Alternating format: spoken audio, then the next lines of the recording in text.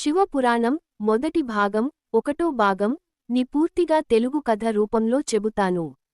ఇది సృష్టి ఆరంభం నుండి శివ, పార్వతీ కలయిక వరకు ఉండే సంఘటనల సమాహారం.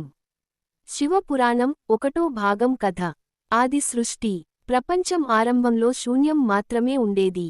దిక్కులు, కాలం, వెలుగు, గాలి ఏమీ లేవు. ఆ విశ్వశూన్యంలో పరమేశ్వరుడు యోగనిద్రలో ఉన్నాడు. ఆయన మనస్సులో సృష్టి చేయాలి అనే సంకల్పం కలగగానే తనలో నుండి ఆది శక్తిని వెలువరించాడు. ఈ శక్తి పార్వతీ స్వరూపిణి. బ్రహ్మ, విష్ణు పుట్టుక. శివ, శక్తుల సమ్మిళితం నుండి మహావిష్ణు, బ్రహ్మ జన్మించారు. విష్ణుడు స్థితికర్త, బ్రహ్మ సృష్టికర్తగా నియమించబడ్డారు. కాలక్రమంలో బ్రహ్మ, విష్ణువుల మధ్య ఎవరు గొప్పవారు అన్న వాదం మొదలైంది. అగ్నిలింగం ప్రబోధం. ఆ సమయాన ఆకాశంలో ఒక అగ్నిజ్యోతి స్తంభంలా లింగం ప్రత్యక్షమైంది. దానికి ఆది అంతం కనిపించలేదు. బ్రహ్మ హంసరూపంలో పైకి, విష్ణు వరాహరూపంలో క్రిందకు వెళ్లి ఆ అంతాన్ని వెతికారు కానీ విఫలమయ్యారు. అప్పుడు ఆ లింగం నుండి మహాదేవుడు ప్రత్యక్షమై ఇలా అన్నాడు: నేనే ఆది, అంతం లేని పరబ్రహ్మ. మీరు ఇద్దరూ నా కార్యసాధకులు. సతి అవమానం. దక్ష ప్రజాపతి తన యజ్ఞానికి శివుడిని ఆహ్వానించలేదు.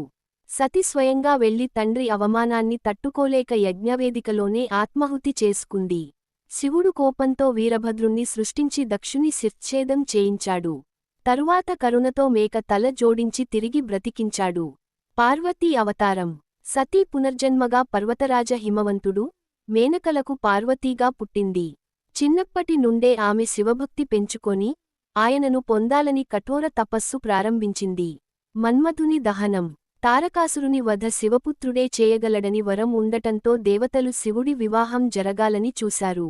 కాని శివుడు యోగనిద్రలో ఉండడంతో మన్మథుడు ప్రేమబాణం సంధించాడు. శివుడు కోపంతో మూడవ కన్ను తెరిచి మన్మథుని భస్మం చేశాడు.